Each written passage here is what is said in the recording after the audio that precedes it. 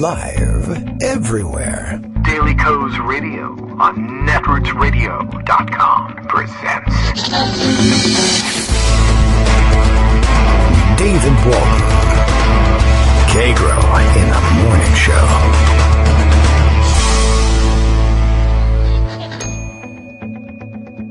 Now, here's David Waldman.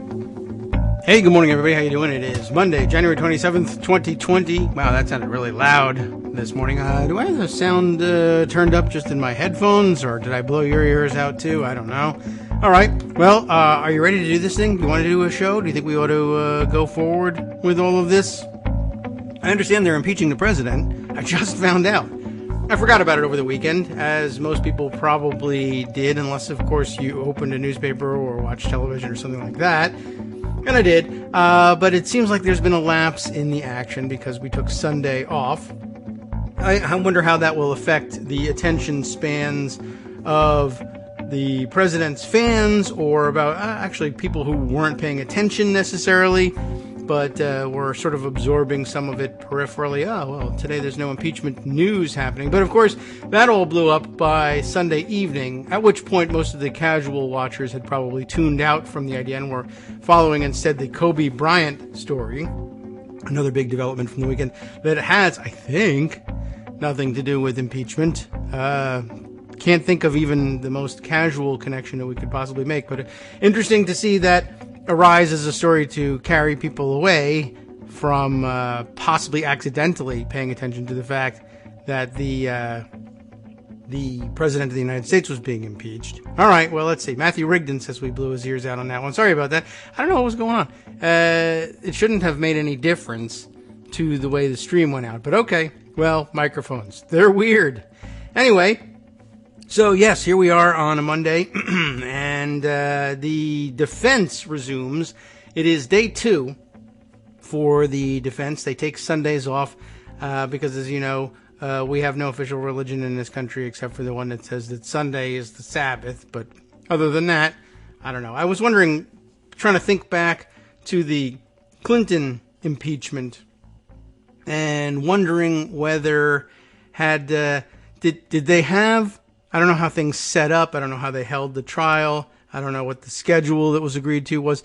Did they avoid Saturday sessions, or Joe Lieberman, of course, was famously orthodox in his practice of Judaism and would have, I'm sure, refused to show for a Saturday session. They may simply have given him an excused absence, as it were, from Saturday session, or maybe they just didn't schedule one at all, and here they're trying to get things done. I understand, by the way, that the pressure from the White House, not just to wrap up so that this isn't in the news anymore, but there's a specific end point that the idiot president has in mind, and of course it has to do with television. He wants the trial wrapped up before he does the interview that's supposed to air during the large football game that takes place, I guess, next weekend. I learned a couple of years ago that you're not supposed to say the name of the big event unless you are an official sponsor of that big event. And I've enjoyed the, I think it's, I don't know, one of the Frito-Lay, or was it, whoever makes the Doritos and the Cheetos and the other things that you would snack on during this large game was making a big deal out of, I guess, their official sponsorship and their ability to say the words. I think we can say the words. We're not making a commercial endorsement. It's Super Bowl.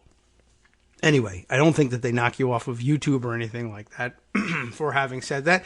But I guess it's now become how long have they been doing this? It's now become a tradition that they air an interview with the president during the yes, right. Thank you for reminding me, Bill. We used the old we have discussed this before, haven't we? We used to call it the superb owl. Yes, which by the way should be the basis for religion, I think. Anyway, yes, and Greg reminds me that Pepsi, I guess, also owns Frito-Lay, and so they had Pepsis on the table as they were snacking on all the chips. What was it? Deion Sanders and Terry Bradshaw. Very funny commercial for I thought. Should have saved it for the superb owl, but you can't do that. Doesn't make any sense. Anyway, I guess they air interviews with the president. You know what? I've been doing it. They've been doing it for several years, and I have skipped it every time because I try and avoid that when I'm recreating, as it were, when watching the superb owl, and haven't ever wanted to pay attention to anything like that. So I guess they've got one scheduled. I don't know whether they usually pre-tape it, I think. And I guess the president is thinking that guy, Donald Trump, the one who pretends he's president, is thinking he would like to have that trial out of the way and off his mind when he has his interview. He doesn't want that weighing on him. I don't know if they're going to be able to do that. I don't know when the schedule for the interview is. I imagine if they really hurried things up and they just blow through everything and the Republicans hold together and execute the plan that they've got, I guess they can be done by the end of the week. Today is day 2 of the defense. That leaves Monday and Tuesday to wrap up the defense presentation. They can go till the end of the day Tuesday if they want to. And I guess we enter then into the 16-hour question period. Given the way they've broken up other things into about 8-hour days, they might go 2 days on the 16 hours of questioning. That would give us Wednesday and Thursday. I guess they could do a marathon session if they're just intending to go straight to a vote to acquit the president and do nothing more. I guess they have the ability to make the motion on the question for more witnesses or any additional evidence that they might want to admit. If they blow right past it and just go right to it, they could stay in session and like late night Thursday, early morning Friday, acquit him and be done. They might be happy to have that acquittal come through in the wee hours of Friday morning, or they could hang around and screw around with stuff such that the trial remains in focus during business hours on Friday. But then, of course, things could get stretched out as well because there are new complications, allegedly, out there about whether or not they want to go ahead with witnesses. Republicans are under new pressure because John Bolton's book is leaking. That's basically where we are this morning, and I'm sure Greg has something to say about that, but I won't force your hand on it. Greg, good morning. How are you? Good morning. Yes, so we do have stuff to say about that. Okay, then. I mean, basically, if you want to summarize the weekend or yesterday even, the 3 big stories were one that we won't really cover, but we do acknowledge, the Kobe Bryant story, his death and the death of people around him in that helicopter certainly was dominating the news. I'm from the part of the world, the smaller part of the world, that was concentrating on the coronavirus and its spread, but also the news about Bolton and the impeachment. So those are the 3 big stories from yesterday, and we'll just mention the coronavirus and go on to talk about impeachment. The coronavirus thing is important because it's spreading, and it doesn't seem to be, horribly lethal, although people are winding up in the ICU and dying from it, which is not a good thing. No. And Julia of Toronto on Twitter has a nice story on Vox. Did China downplay the coronavirus outbreak early on? A new study shows the virus took off weeks earlier than Chinese officials have suggested. Oh. Now, to step back a little, one of the things that made bird flu back in the day scary, 2007, 2008, those days, was that if you got it, a lot of people died. I mean, there was a pretty high fatality rate. But bird flu was difficult to catch. Humans and birds have different receptors for flu viruses. So if you had a live bird market and you got too close to the birds, you could catch it, sort of, but there was no real sustained, although there was an occasional case, of human-to-human transmission, that which people on the internet abbreviate as H to H. So human-to-human transmission wasn't very common, and therefore you could control it by shutting down the bird markets. Yeah, I guess so. All right. So it was relatively contained, and it didn't, although people, a lot of places like Indonesia sort of lied about how many cases there were. It never really exploded the way that people were afraid that it might, or still might at some point. flu pandemic still happened. 2009, we did have a pandemic, but it was a relatively mild virus, certainly compared to bird flu. So that's the background. In other words, we're looking for human-to-human transmission, and we're looking to see if we can get accurate reporting from various and sundry countries about what's actually going on. So flash forward to now, and in Wuhan, there's a novel coronavirus that's causing infections. Coronaviruses are very common. Rhinovirus is the famous cold virus, but coronaviruses also cause just the common cold in people all the time. I see. One variation of it, one variant, caused SARS, severe acute respiratory syndrome, in Toronto in 2003, and that was pretty bad. And then there's more lately MERS, MERS, that's the coronavirus in the Middle East that people think maybe you catch from kissing too many camels. Also difficult to spread H to H, but SARS could be, and part of the reason SARS was so scary is that it spread within hospitals. So it was like a medical person epidemic, and that was That's bad. not good. Yeah, well, you hate that. You do, but a lot of it is, well, I didn't even realize this was going on. Now I know I have to gown and glove and put on the moon suit and and on all the gear and such that you'll now see with this newer virus. So now we have this novel virus, and what happens is that China started announcing the outbreak of a mysterious pneumonia and said most of the patients had been exposed in this food market in Wuhan. And so everybody figured, okay, bad, but, kind of like bird flu, what you do is you shut the markets down, everybody should be fine. It turns out that half the cases didn't have contact with the market, which they didn't tell us. Oh. And that means that human-to-human transmission is likely. So at the time that they first announced it, mid-December, there was, quote, no clear evidence, end quote, of human-to-human transmission, meaning the virus wasn't yet spreading from person to person.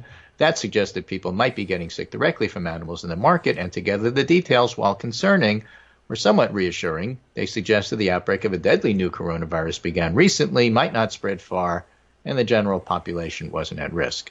And since then, the case toll has exploded.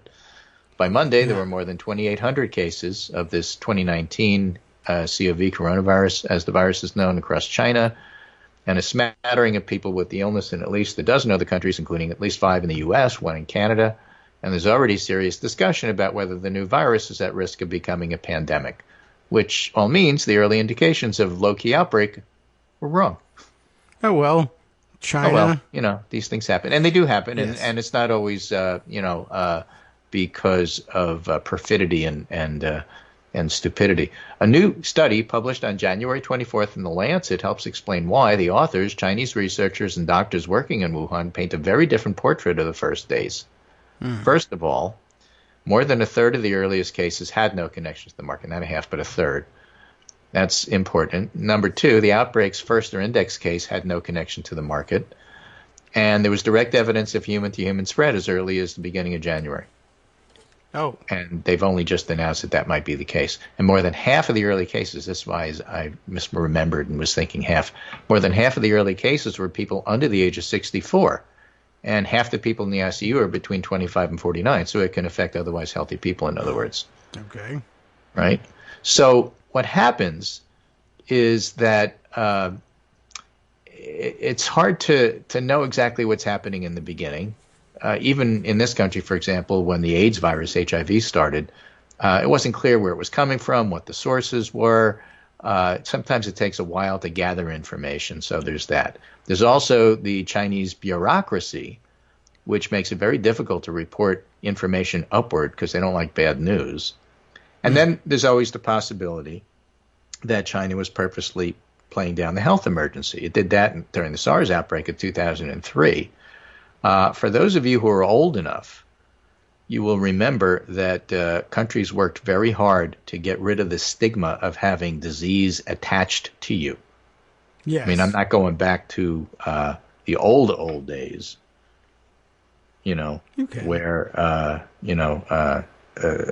syphilis and other venereal diseases was known as the French disease, except in France, it's known as the Spanish disease. Freedom disease. Well, freedom disease. We're not talking about that. Right. But when I was a kid growing up, we had things like Hong Kong flu or Asian flu. We had Hong Kong Fooey. And so you got rid of that because, it's not like, those dirty Asians, they're the ones that are responsible. Nobody wanted the stigma I guess so. of having a disease attached to this.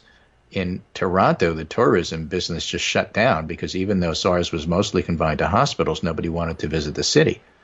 And so it practically put the economy into a recession. So, It's called the Super Bowl when flu. the 2009 pandemic started, there were severe restrictions on calling it Mexican flu and that sort of thing. Right. Yes. So we don't do that anymore. We just Okay. use the 2019 coronavirus. That's the designation, Impeachment virus. or swine flu or things like that. Oh, Swine. yeah. don't care. Swine can't sue us. Yeah, exactly. So there's always these constraints on proper reporting. What about Corona? Why don't they sue? The beer. Just relax. Right, yeah. Just relax and have a coronavirus at the beach. Right.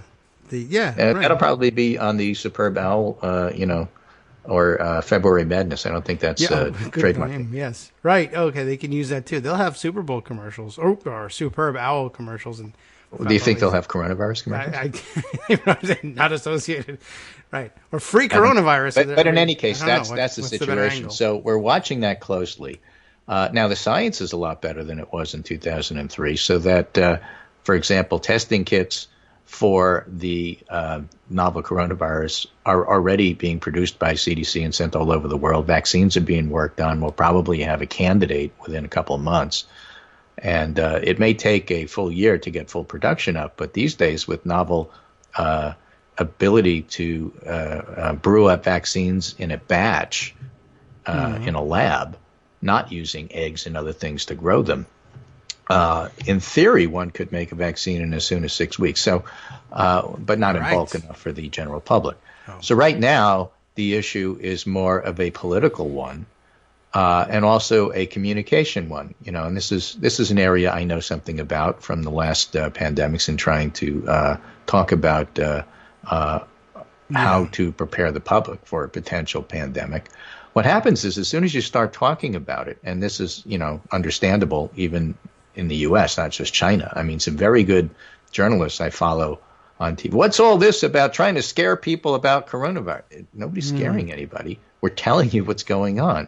And just because you don't want to hear it, you consider that to be scare tactics. Well, just turn on the TV and listen to this stuff. Well, how do you inform people in this day and age with everybody focusing on other things without giving them a sense of why you should be concerned? And why you should be concerned is not the same thing as panicking. The example I always use is on 9/11 when people left the area down near the World Trade Center as quickly as they could. Yeah. That wasn't panic. That was, self-interest. Well, okay. I see. Yeah, it depends on, I guess. Right? Exactly you do what you need to do. There's nothing panicky about you're that. just In fact, in the anything. area. If you take a look at the entire Right. situation that happened down at the World Trade Center, there was a remarkable amount of non-panic going on. Yes, briefly. Stuff happened. Lots of stuff happened. People were scared. But, it's not like thousands of people were killed in a stampede. In fact, thousands of people were rescued in a boat flotilla that was put together by people who didn't panic. True. And also. the people moving out of the area didn't panic, even though they were covered with soot and residue. I have family members who were down there who did that. So every time you describe something, it's not automatically panic because you think it's bad news and you don't want to hear it. So that's part of the problem with communicating this. And the fact is you have to give people an idea of what's going on without overdoing it. You don't have to hype it. It's bad enough as it is. This doesn't seem to have the high fatalities of SARS or MERS or bird flu or some of those things, and that's good. But we don't really know that yet because we don't really know how many cases there were. On the other hand, it does seem to be spreading. And so the number that the scientists and the doctors watch is something called the R0, which is a number that gives you an idea of how transmissible it is. as an example. Mm-hmm. Measles has an R naught of around 12. Okay. That means for every measles case, it's going to affect about 12 people. That's why a single person on a plane or a single person in Disneyland or Disney World could wind up affecting a lot of people. 12. Okay. And this particular virus appears at the moment with preliminary information to have a transmissibility number, an R naught, of around 2.5. So it's not as transmissible as measles, but it's higher than 1, and that means that every single person who has this potentially could infect 1 or 2 other people. And yet that's not really the way it works. It didn't work that way with SARS. What often happens is that you have one person who's not all that infectious, and then you have this one person that infected 15. So on average, it's about 2 or 2.5. But these so-called super spreaders can be responsible for clusters. And that's what people are looking for. Yes. Blah. All right, so on the lookout for that. So that's all important because that's going to grow. There's going to be more cases. The Chinese, whatever you call him, premier, president, whatever his title is, basically got on TV and announced, hey, this is serious and I want actual real reporting now. Oh, now you're ready. Okay, so they had a Chinese Super Bowl. He had an interview. Told something along those lines, yes. Okay. So, once you do something like that, that makes it real. Yes, okay. Oh, look, just as you said it, The Hill tweets, Chinese premier. Yes. So I guess that's Chinese president is how it's described in Vox, Chinese premier by others. So I'm not sure exactly what his official title is. But Chinese President Xi Jinping made his first public statement on the outbreak, demanding that all parts of the Chinese government put people's lives and health first. Within days, the number of cases doubled. Now, is that because now they're reporting it because they got permission? Or because there's more cases? Hard to know. Right. I mean, if they were saying put everybody's health first and then the cases doubled, I would say you didn't hear me. I mean, spread it around first. Heal it first. So at least it looks like China's doing proper reporting now. And so, again, that's the background. I'm doing this because you're not going to hear it anywhere else probably. Everybody's going to focus on those other stories. But we have plenty to talk about in terms of John Bolton and the Democratic primaries. Don't forget, Iowa's in a week. But John Bolton's book forgot about that. fell like a thunderclap, like a bombshell. Let me just give you the Axios piece. Bombshell. I think that covers it best. Republicans fear floodgates if Bolton testifies. There may be enough new pressure on Senate Republicans to allow witnesses as President Trump's impeachment trial after the leak from a forthcoming book by former National Security Advisor John Bolton that contradicts what the White House has been telling the country. Why it matters? It's a dramatic 11th hour inflection point for the trial with an eyewitness rebuttal to Trump's claim that he never tied the holdup of Ukrainian aid to investigations into Joe Biden. GOP sources say the revelation could be enough to sway the 4 Republican senators needed for witnesses, which, by the way, would spoil their cover-up, especially since Romney and Collins of Maine have already strongly signaled they'd vote for witnesses. Or so we think. We never know. Strongly. You never know what's kabuki there. But what happened is, in the book, Trump explicitly told him, quote, he wanted to continue freezing $391 million in security assistance to Ukraine until officials there help with investigations into Democrats, including the Bidens, end quote. That's from the New York Times. Now, Trump strongly denied Bolton's claims, and Republican sources tell Axios party leaders in the White House will still try to resist witnesses because there's a sense in the Senate that if one witness is allowed, the floodgates are open. If Bolton says stuff that implicates, say, Mulvaney or Pompeo, then calls for them will intensify. That's what to happens. Which I say, duh. Yeah, I mean, it's called following leads. I know. And I guess that's where the Senate starts to say, well, we're not supposed to be investigating. That's the House's job. But here's the thing. Bolton submitted the book to the White House on December 30th, a month ago, for standard pre-publication security review for classified information. You know who would normally review that or at least be aware of it so that they could send it along to the proper places for review? No. The White House counsel's office. That would be Pat Cipollone. Oh, he happens to be the one who's defending the president now. So in other words, when he gets up and says stuff, did he knowingly lie, just like he knowingly lied and said that Republicans weren't allowed in the SCIF during the House hearings? Wow. Maybe. Maybe he didn't read.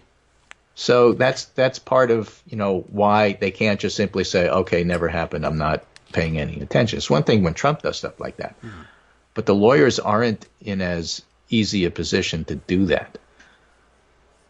Not that they can't, but it's not like lawyers never lie, but they're not supposed to. Right, that's what we're counting Politicians on. are supposed to exaggerate. Here. Lawyers aren't supposed to do that. Yeah, they're not supposed to flat out lie. They can get in trouble for these things, although this is the Senate, so who knows what you can get away with and whether a court will hold it against you when you get back to that side of practice. We heard what you said. Right. Now, the Senate. downside for the Democrats is they're already done, and the Republicans get to, lie, basically, or try to distract, while the Democrats are left to tweet. Chuck Schumer tweeted, John Bolton has the evidence. But they know it. They know what's going on. And the public knows what's going on. And there's a slew of polling over the weekend that, I think it's important in this regard. The Fox poll, because everybody looks at the Fox poll on the Republican side. Should the Senate vote to convict and remove the president from office? Yes. 50, no 44. That's where things stand. Win. We know from other polling that upwards of 65% or more in the 70s want witnesses, and they specifically want Bolton. And it'll be interesting to see that now that you know that Bolton's going to say bad things about the president, whether Republicans in these polls still want witnesses. In other words, were they going with the illusion that there was nothing there, or were they going with, like the senators, whether there's something there or not, I don't want to hear it. I have pencils in my ears. Yeah. Well, the public's a different animal than the senators. The senators know that they don't want to know. Yeah. The public is not clear on that. So more after the break, but that's where things stand. And, it's putting a tremendous amount of pressure on the senators if they want to keep their majority, because the American public wants witnesses. Yeah. Well, they'll do everything they can to get away from it. It also screws up the president's preferred timing so that he can have all of it. behind him on it spoils interview. the cover-up. It spoils the timing. So yeah. Right. So, hell, you can't do that. It screws up all my plans. So, looks like we're going to get a chance to do that, and we'll be back in 2 minutes. Beware for those meddling kids. Hi, it's me, David Waldman, your host for Kagro in the Morning, and I've learned that I either need to update these announcements more often or stop saying that the announcements are brand new. What's not new is that this message, too, is a call for your support in keeping the Kagro in the Morning show on the air. My thanks go out to all of you who do support the show through your donations. The stats say that Kagro in the Morning fans download our program about 2,000 times each weekday, but our donors make up only about 8% of our daily listeners. Patreon.com, Patreon.com, makes it simple to make easy, secure, recurring monthly contributions to support our show. Patreon.com/KagroX gets you straight to our donation page. If we're helping keep you sane during the Trump era, consider what that's worth. $1 a day? 50 cents? One thin dime? We do about 20 shows a month, so pick a number, do the math, and head to patreon.com/KagroX to let us know. Thanks again, everyone, for all your support.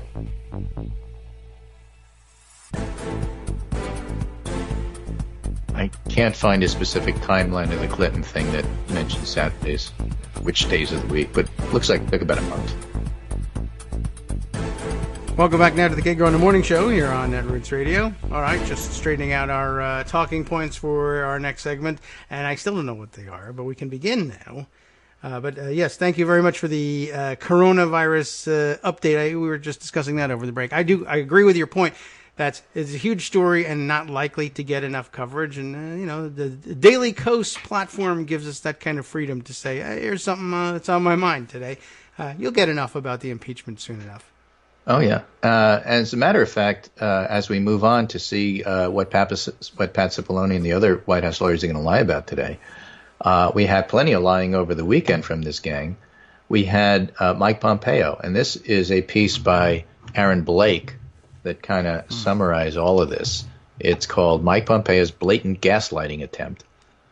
On Friday, Secretary of State Mike Pompeo got into it with an NPR host over her questions about Ukraine. On Saturday, he issues a statement responding to the flap that exemplifies gaslighting. To recap what happened, NPR reported that after an interview on Iran that ended with questions about Ukraine, at which point Pompeo grew testy, the secretary unleashed a lengthy, vulgar tirade against the journalist who interviewed him, all things considered host Mary Louise Kelly. Kelly remarkably said that Pompeo asked her after the interview, "Do you think Americans care about Ukraine?" and asked her to find the country on a blank map, apparently suggesting she didn't even know. She said she did. Pompeo concluded the scene by saying, "People will hear about this." Yeah. Not that she feels pressure, or not that Adam Schiff feels pressure after Trump tweeted that he hadn't paid his dues. Not that these guys are hadn't paid bullies the or anything. price. Yes. Yeah, that was some exchange. I was distracted there for a moment. It sounded like you were speaking Italian to me when you said Pompeo grew testy. I was like, what? He did who? What? Pompeo grew Pompeo grew testy. Oh yeah, I know him. So anyway, as it turns out, he pulls out I guess he thought he could. I had that last night. It was delicious. Pompeo grew testy. Nice red sauce. It's fantastic. I'll have the Pompeo Grutesti 95, please. Yeah. I don't know what grabbed me about that, but occasionally that happens. Right. So this was a story where he thought he could trip up the reporter and show her that he knew more than she did about But more than affairs. that, in Saturday morning statement, Pompeo claimed that Kelly had told him they were off the record at the time, which NPR that denies. turns out to be untrue. And then he said that you never told me that we were going to talk about Ukraine. I'm here to talk about That's Iran. wrong too. And then he says, it's worth noting that Bangladesh is not Ukraine, Pompeo said in his statement. Yes, it is worth noting that, but not in this context. It is Right. The implication is very unmistakable. not worth Kelly couldn't correctly identify the location of Ukraine on the map and instead pointed to Bangladesh, which is literally a world away. Yes, and almost And funny, impossible to people were imagine. making maps of like hurricanes starting in Bangladesh and landing in Alabama and wherever landing else. in Sure. Ukraine, just to make sure that Trump knew exactly where it was. Good. So here's why this absolutely in no way happened. First, Bangladesh is more than 3,000 miles away from Ukraine, Yes. east of India. So am I. Okay, it's difficult to believe basically any journalist who was asked to locate Ukraine would point to Bangladesh, no matter how inexperienced. And it turns out that this is an experienced journalism.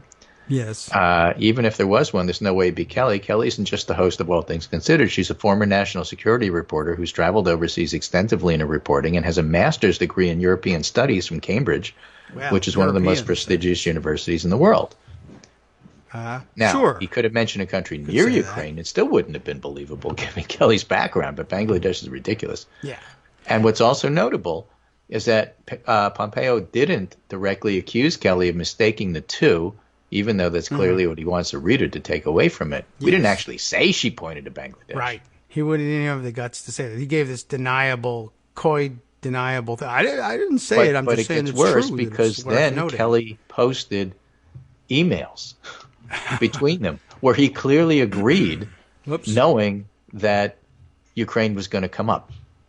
Well, So every part about what he did is a lie. maybe every he part. thought she said Bangladesh was going to come up. Right. That has not been considered as a possibility. It was really interesting all around in a number of levels. A lot of people wondering why was he so ready with an unmarked map? Does he test people like this all the time? NPR has a theory. Yeah? What is it? CEO John Lansing says Mary Louise Kelly is one of the most respected, truthful, factual, professional, and ethical journalists in the U.S., and that's known by the entire press corps. And I stand behind her, and I stand behind the NPR newsroom, and the statement from the secretary is blatantly false. Yeah. And he said, tensions can happen when journalists ask officials hard questions, but then he goes on to say, this goes well beyond tension. This goes toward intimidation. And let me just say this, he says, CEO of NPR, we will not be intimidated. Mary Louise Kelly won't be intimidated. NPR won't be intimidated. So the question on the table is, are they going to stop fluffing what the White House does and start actually doing reporting?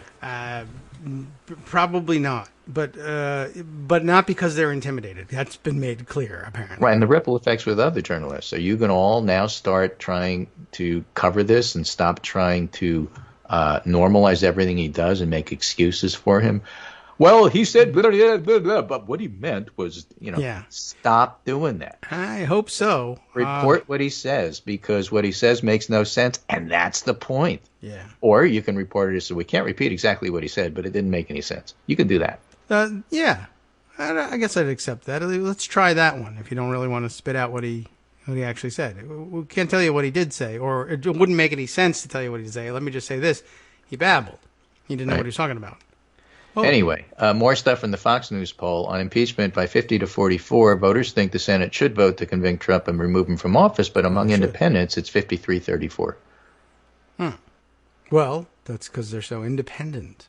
Right. And the exact quote by Donald Trump, speaking of intimidation, like Mike Pompeo likes to do, Shifty Adam Schiff is a corrupt politician and probably a very sick man. He's not paid the price yet for what he has done to our country. That's what he tweeted out yesterday.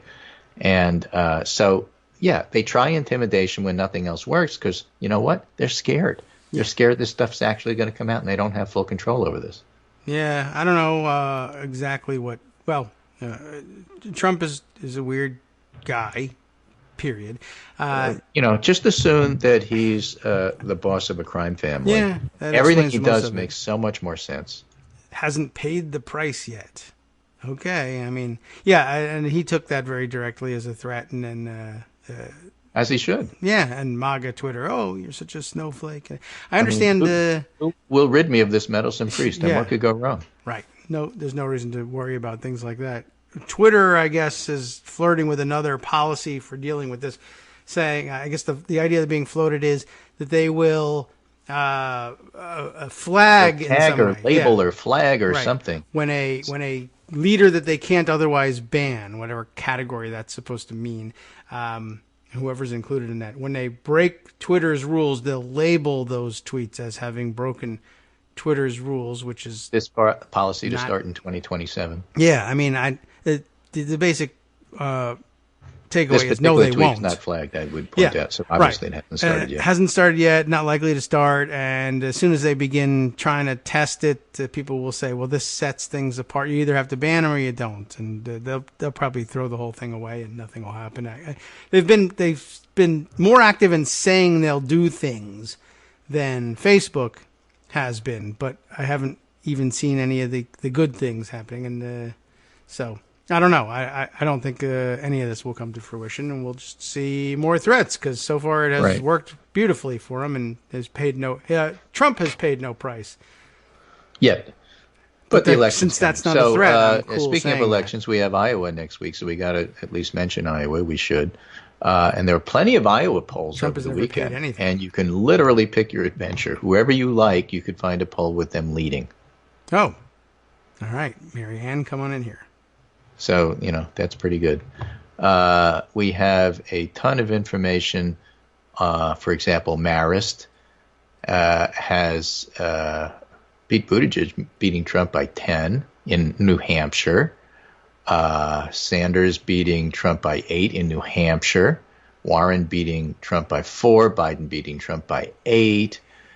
We have Fox News nationally beating Trump by with Biden beating Trump 50-41, although the number is smaller than that in the new ABC Washington Post poll that's out this morning. As far as Iowa goes, Emerson College had Sanders up by 9, but Biden up by 7 in the Suffolk University poll of Iowa. I do expect there's going to be one more Des Moines Register poll of Iowa coming in. Fact of the matter is, it's a muddle and nobody really knows exactly what's going on. YouGov had Iowa with Sanders plus 1. It does seem like Elizabeth Warren's lost some steam, as has Buttigieg, but we really don't know. And we don't know who's going to be second. We don't know what the dynamics are going to be. We don't know if the delegates are going to be the same. If you don't hit 15% viability, your support that looks relatively strong vanishes. So much we don't know. So, we're just going to have to wait a week and see. Yes, well, there's going to a parade of candidates who have peaked too early. Right. We have Iowa polling over the weekend from Siena College, New York Times, which basically shows Trump and Buttigieg, Trump and Biden statistically tied. Trump wins by a point or two there, but beats everybody else more in Iowa. That's important because Trump won Iowa pretty handily last time. So that's not necessarily great numbers for him. But again, the Washington Post and this Iowa poll show that it's going to be a relatively close election as of now. But the election isn't as of now. There's a year to go. So, we'll see about that as well. So that's basically the summary of polling all over the place in terms of who's ahead in the Democratic primary. But that just means that you get to vote for wherever you want. But if you're talking about who the public thinks is most electable, it's still Biden, and that's partly the reason why he's still hanging on there. I guess so. Well, we'll see what this week does to it, if anything. They're going to be, there's going to be a whole side of the Senate where all the focus is going to be crying that they want to focus on Biden somehow. And I guess we have 2 days of speeches from the Defense Council.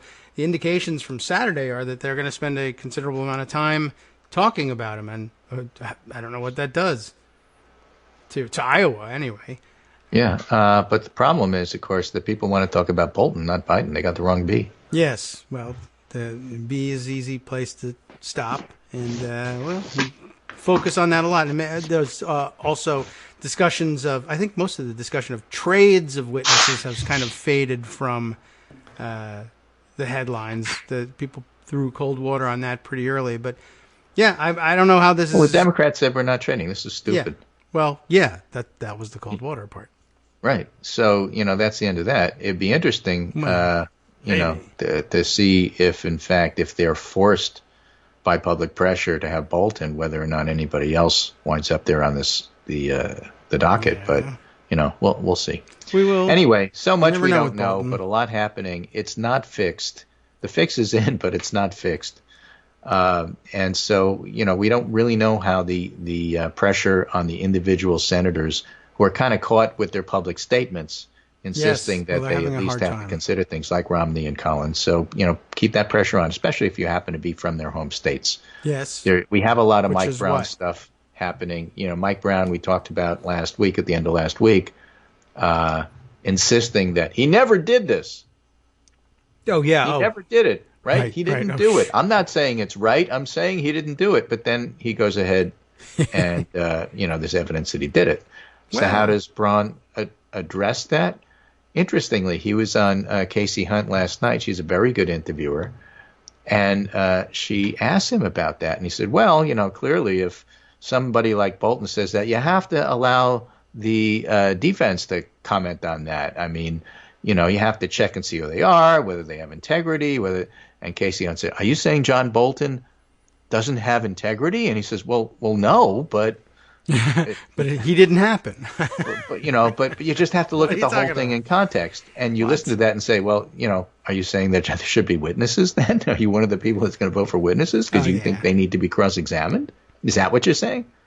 So, again, it's just an example of how even the most staunch and stalwart of the Republican defenders. Another example, Steve Inskeep was reporting on NPR that they were going to have a Republican senator on to comment on the trial this morning, and he canceled when he heard about the Bolton stuff. And literally told him, I can't be on the show. I have to process this Bolton stuff.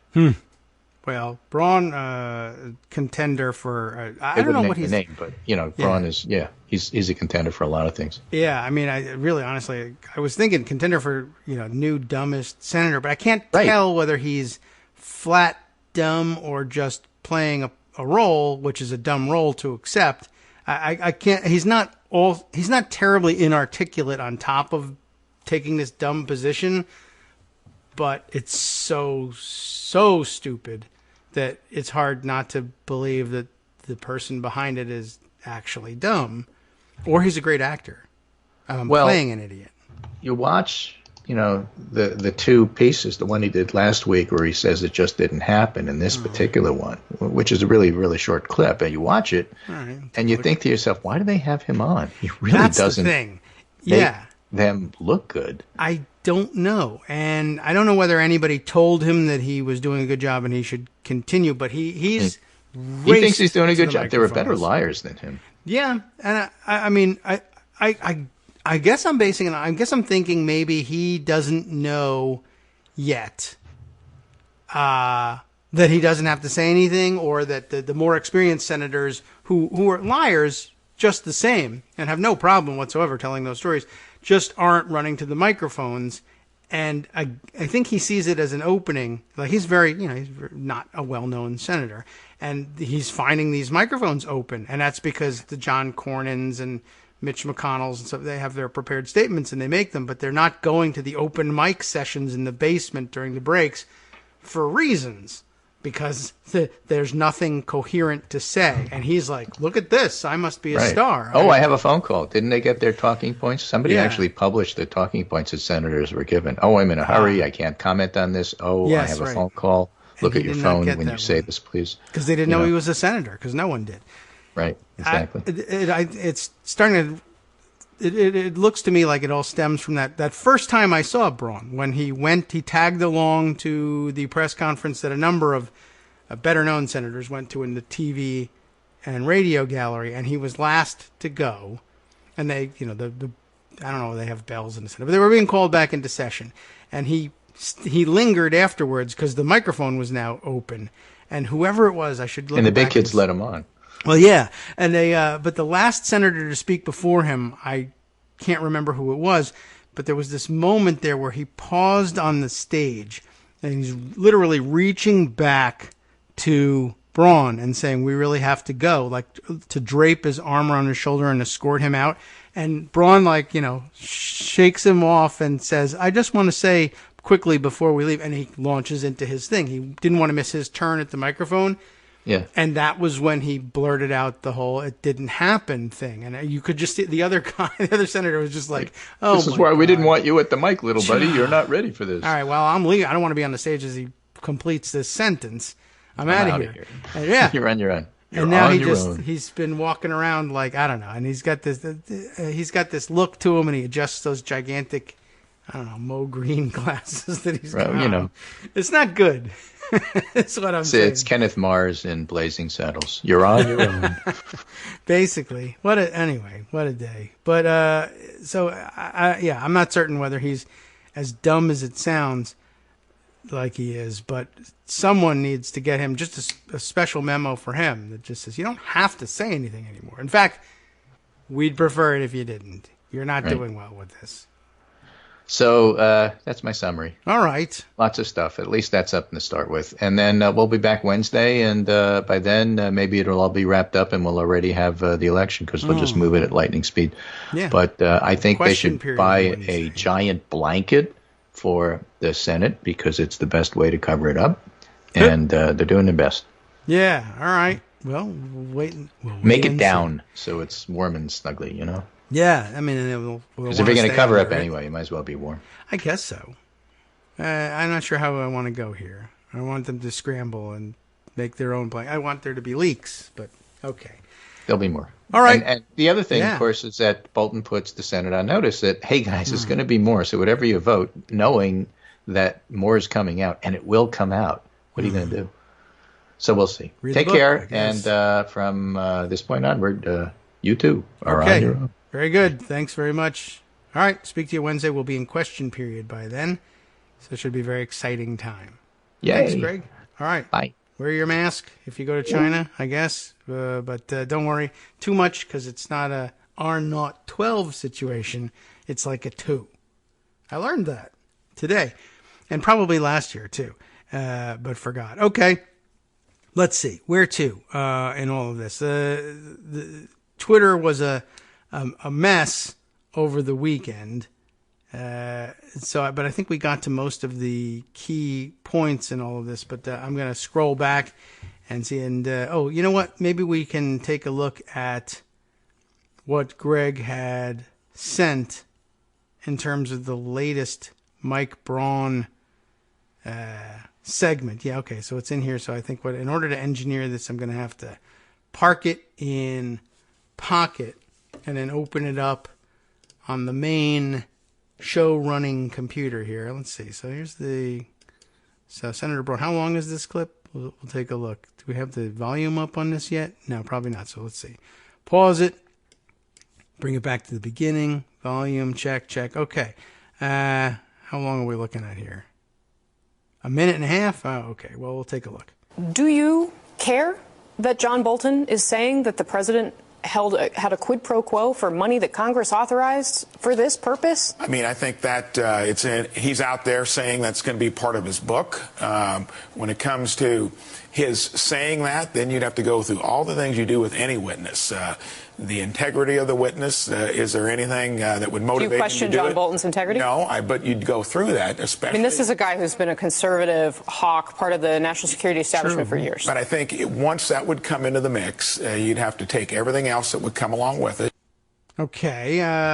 So, I mean, so far this is okay commentary for a person who's not supposed to be defending the president, but otherwise it seems all right. I mean, the problem is that he's in an untenable position logically, and that's a good job Casey Hunt does in recognizing that pretty quickly. Well, here you'd have to do all the things you do with a regular witness and talk about the credibility of the witness.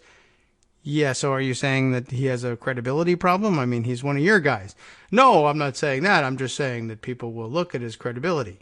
All right, so let's say, so far you've said, so if we bring a witness, well, things to look for when you're bringing a witness forward in a case like this, Casey, are that they will be appearing in the courtroom and saying words. Those words will be listened to by members of the jury who are, for the most part, human.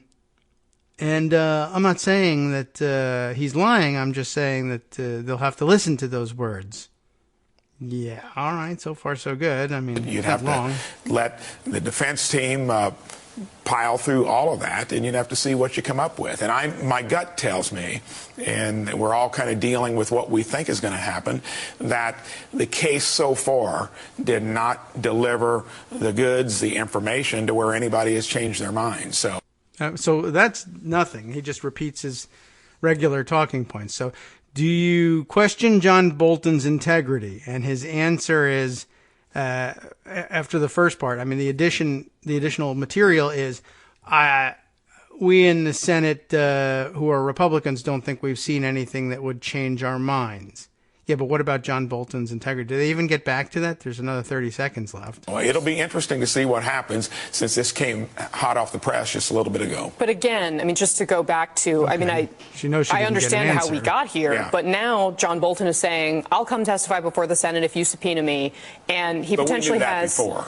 Sure, yes. But now he's saying, I mean, we were to a certain extent expecting the lead of this New York Times story to be what John Bolton has to say. How can you stand up and say, sorry, I don't want to hear it? Well, the difference would be now a snippet of what is probably going to be in the book has been released, and we'll all have to size that up and see what we think, how it impacts our own decision and what we do with more information. So I don't know. Maybe he's saying, I mean, if he's honest, he's saying, maybe I will vote to hear from him, but he's not honest. So he's basically saying an honest person would say, we'll have to see what happens and whether there's more information. And a dishonest person would say, if we find out that there's more information, then we'll say no to hearing it. I don't know. I mean, I guess she's done a good job. He's just, I don't know. Maybe she hasn't done a good job. Maybe what really is required here is to say, that's an awfully stupid answer, and I has confirmed my suspicions that you might be a stupid guy. But, access journalism. You can't do that sort of thing. Okay, well, that's very interesting. Let's see. What else Greg had sent along at the end here? Byron York. He's awfully dumb. Let's see what Byron York has to say. Byron York on Twitter. We'll open it up. Here it is. Much talk about White House claims of privilege if Bolton testifies. But Bolton has already changed the game. He has put down his account on paper. That written account has circulated. Cat is out of the bag. Public needs to see it now. Wow, okay. Oh, I see what you mean here, Greg. What Greg is tweeting that or sending that along is he says that's Byron York moving the needle.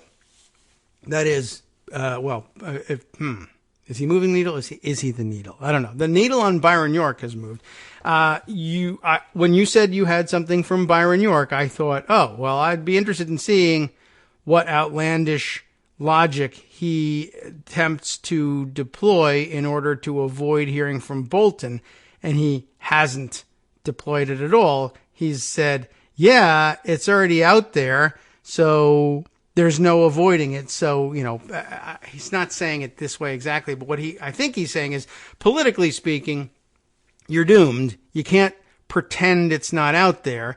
Everyone will see you doing that and say, wow, they all have Mike Braun virus. The Mike Braun coronavirus has spread throughout the Senate Republican Conference, and they're all denying that it happened now. So, yeah, good point here. And as Greg puts it here in his message, he's an enabler, Byron York is, and even the enablers are concerned. Normally, the people who woke up in the morning thinking, how do I defend Trump and defend the Republican senators who are busy defending Trump, woke up thinking, I know, I'll, if not in these words, something like it, I'll look at what Byron York has to say. Byron York will save us. He's an idiot. He'll come up, let Mikey try it. Mikey likes anything. He'll swallow anything. Let's see what he has to say by way of defense. And they wake up in the morning and read Byron York, even if they're just reading him on Twitter, and it's, we can't hide this anymore. We're going to have Bolton testify, or we're all going to go to the polls in November, clearly identified as cover-up artists. So, okay. I think that largely explains where they now stand, and it's not so good for them. All right, let's see. Let's see. There's more even. Byron York. Well, let's read it before we head into our next break. Byron York tweets again, asked where Bolton matter might lead. House Republican closely involved in impeachment answers, who knows? Waiting to see what leaks next. Well, it's all about the leaks there. That is pretty interesting, too. That's a tough question to answer. There aren't a whole lot of people who are supposedly who would have access to this book, but because it's a book and not a national security file, I don't really know whether we really have a great idea of who's got it and who doesn't. I mean, this is a fantastic leak for the publisher as well, but normally they don't leak it because they want to sell the books, but this is a great teaser, so I can't tell you who's doing the leaking, which makes it really exciting because it makes it difficult to predict what will leak next, and I'm glad they're worried about what will come out next. And I'm still worried, though, because it's John Bolton, and I don't put it past John. It sounds crazy, and there's lots of reason to believe, for instance, if John Bolton were to testify, he would spill the beans and say terrible things, and they'd really be in trouble. And apparently he really hates Trump or is really angry at Trump, but he's also John Bolton, and I'm afraid that he gets on the stand and says, nope, there was no quid pro quo, all of that stuff, either that's fake in the book, or that's not my book, or I don't know. It's because it's not an official document. Can it still be denied, even by Bolton? Maybe.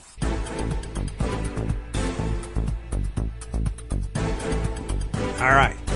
Welcome back now to the Kagro in the Morning Show here on Netroots Radio. I guess I'm sticking with my call from last night, although it wasn't based on much. I gonna have to stick with it, but and there were a lot of people, well, a few people incredulous with the comment, but I was saying last night, as the Bolton story began to seep out, I guess, into the wider world, this impeachment, not impeachment in general, but this impeachment really does, I'm beginning to get that feeling that it really is, that close, whatever that means, it's a small amount of close, to becoming one of those historical stories, to being recorded this way as a historical story that which nobody can really pinpoint exactly where it all fell apart and spun out of control. I mean, I guess they would land on the Bolton leaks at the end, but it's been something that's been a long time coming. The fact that Bolton made it clear that he was writing a book, and how dumb some of the Republican senators have been, and the attempt to try and pin the whole pivotal moment on Adam Schiff briefly quoting a CBS News report. Now, have we heard from CBS, by the way? Have they done anything about confirming their reporting or standing by their reporting or anything like that about the Pike comment? Because that shouldn't be lost in the shuffle. I think we ought to do what we can to try and get to the bottom of that. Why don't you investigate that in Ukraine and figure out exactly what the hell's going on? Because that's that'll be an interesting part of it to unravel in parallel with Bolton's comments making so much of what Republicans in the Senate have said untenable, and if their position on their supposed anger and visible upset, according to, what's his name, Senator Lankford, begins to unravel at the same time, that undermines their position, to say the very least. All right, let's see. There's some more communication coming in from Greg, and so far it's been pretty good after his departure. So let's check it out. Let's see a couple other things here. Lindsey Graham on Twitter. Let's see. Okay. Oh, I see. There, I'm getting his tweets, and it comes across on Skype that way. He says, AKA Greg's comment, throw the battle plan out the window. What's Lindsey Graham have to say? If there's a desire and a decision by the Senate to call Democratic witnesses, then at a minimum, the Senate should allow President Trump to call all relevant witnesses he has requested. Okay, yeah, so throw the battle plan out the window. Instead of keeping things minimal and wrapping things up, just throw all caution to the wind and let Trump list the witnesses he wants called. I mean, it's his defense, so I suppose that's possible. Looks like the people responding to Lindsey Graham are sticking with the game plan. At least the first person out of the box here says, no witnesses, just dismiss this farce now. So, no lack of ability among the MAGA troops to simply ignore everything that has gone on. It could be real interesting. I don't know how much guidance you want to take as defense counsel from the client in this one, but I'm sure Trump has lots of ideas of what, I mean, he's spat out the names of witnesses he's wanted to call before, and they're generally pretty bad ideas. Let's see. What else have we got here? Here's another tweet that Greg has sent along. This one from Christina Ginn, NBC News executive producer. Is that right? Yes. Commenting on Lindsey Graham's comment, saying, well, this represents a shift. Graham on Friday had said the best thing to do is end this trial with no witnesses and have Congress do oversight regarding what happened in Ukraine, he says the Ukraine, in a professional way, and I would prefer outside counsel. By Sunday, Graham was saying if we seek witnesses, then we're going to throw the country into chaos. And now Monday, well, if the Senate wants to hear from Democratic witnesses, and of course, John Bolton is a Republican, he's not a Democratic witness, then at a minimum, the Senate should allow the president to call anybody he wants. And, he's been saying, I want Hunter Biden, I want the whistleblower, I want, whatever. I'm sure at this point, I want Reggie Jackson because he was great in his time, and we should absolutely ask him questions about the World Series and Reggie bars. He may have all sorts of fun ideas for witnesses to call. We don't know. Let's see. Other things that happened over the weekend relevant to still what we're talking about here. I want to scroll back and find a few of these things. So, yeah, I'm going to stick by the statement that it really does feel like it's spinning out of control, although I guess it's becoming more clear what the event is that helps it spin out of control. But it's really barely been under control the whole time. I think there was a low water mark in the first couple days of the proceedings when people were realizing the House managers were doing a terrific job laying out the case against Trump, but Republicans were just adamant that they were, when we saw all those votes in particular on day one fighting over the rules of the trial, and it was just 53-47 time after time after time after time, it was probably the low water mark in terms of hopefulness that this would do what it needed to do. And if it was ever going to land on conviction and removal, and it's still extraordinarily unlikely that it will, but if it was ever going to move, you needed a different, on the first day of proceedings, it seemed less likely than ever. Republicans were projecting quite effectively that they were going to be voting in lockstep on everything. And it was about the low point for thinking that things might change, or that there might be 4 Republican senators willing to vote to insist on witnesses. And now it's starting to seem like, wow, we might not be able to contain this witness thing. I don't know. The thinking I had last night when I mentioned this about it not being able to pinpoint exactly where it all falls apart. I mean, maybe that part really has to be modified, and it was really more about thinking about things spinning out of control. But I guess the weird parallel I had in mind, even though I can't say substantively there's no parallel, but I guess I was thinking a lot about do you remember a couple of years ago that stupid super committee situation we found ourselves in? And I mean, the reason I think of that is because that, again, was something we entered into, and all of the experts and all of the players in the agreement, if there even was an agreement, everybody, the statement you gave for the record at the time was, well, this will be okay because we're not going to get to that because nobody wants this. We've agreed to this backstop of sequestration, etc., because everybody knows that both Republicans and Democrats don't want it to end in sequestration. So as dumb as the super committee idea sounds, and they weren't willing to admit that it sounded dumb for some reason, but we were.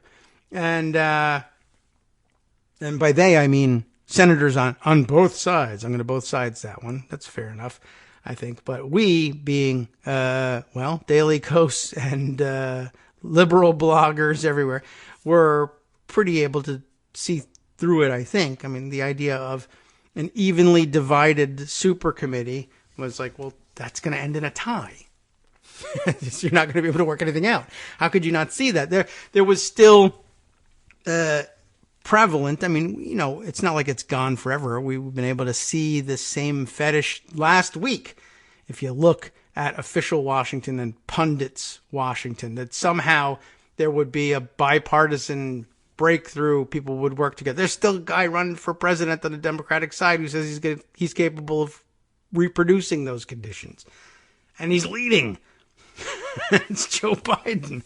So it's not like we're talking about ancient history or anything, but at the time that was the prevalent belief among the punditry and the journalists, and there's still a lot there, and they haven't abandoned. Not only have they not abandoned it entirely, it's still possible to argue that it's the prevalent viewpoint. But I think things are beginning. Maybe here the needle has moved too. There are lots of journalists today who are willing to recognize up front that this model no longer works.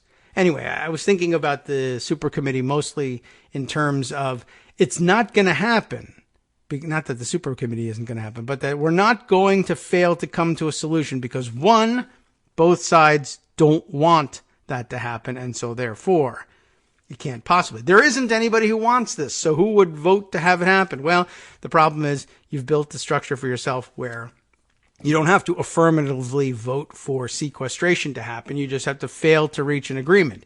And you will fail to reach an agreement because you've set it up such that there's no possible way to get to an agreement because you're all idiots and you all have the bipartisanship fetish, and you said the fair thing to do. If we just set things up fairly, then everyone will recognize how fair it is and they'll compromise, except you're working with Republicans who don't care to reach an agreement and aren't capable of working with Democrats and feel even then that they'll lose their primaries if they are seen as working with Democrats. So it's not worth doing. Besides which, it was never really clear, I think, to the Democrats working with it. Secretly, Republicans were not afraid of sequestration at all. And reckless cuts across the board that jeopardize federal programs clearly are never going to worry them. They're going to love that. If it even jeopardizes defense, here's where the secret weapon was.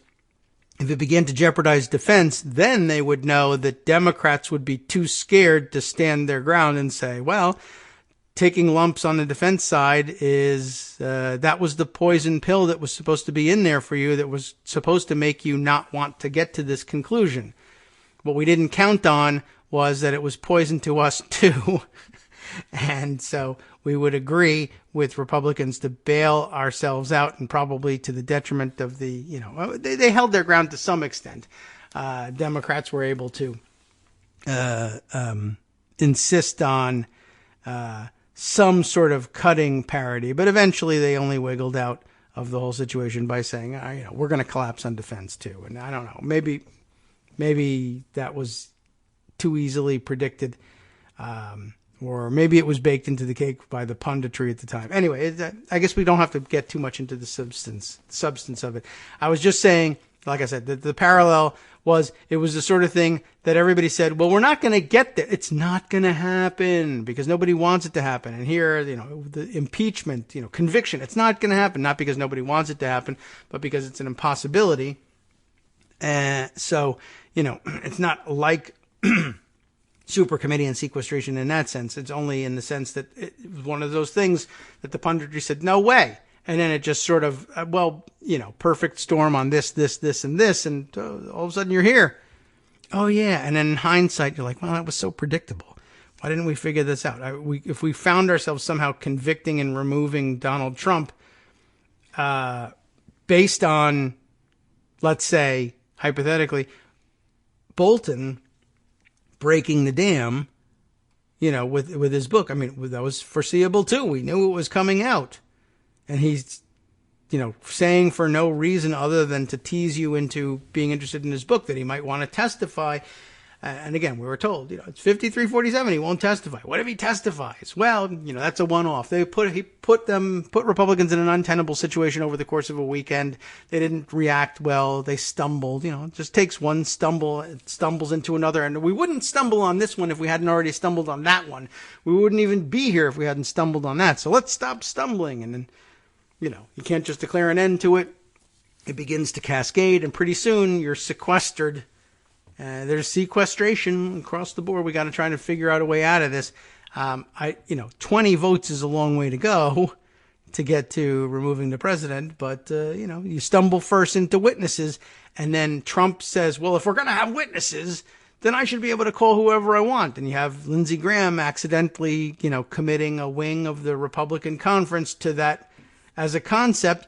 So they go ahead with it. Lindsey Graham knows what he's talking about. Let's do it. And then Trump is out there, and in his superb owl interview is now listing witnesses that he wants to have. And it gets just as dumb as I said.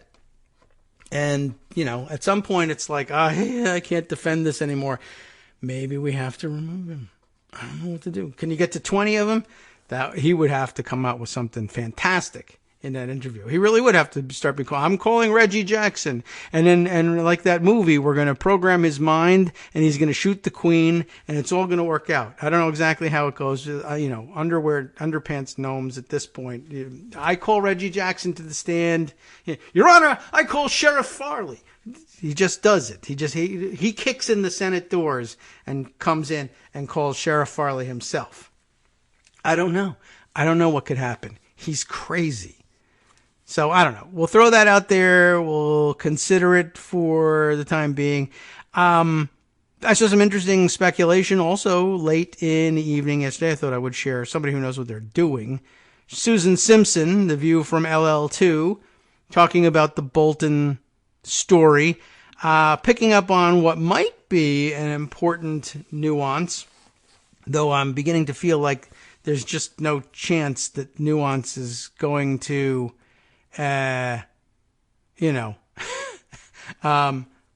prevail here.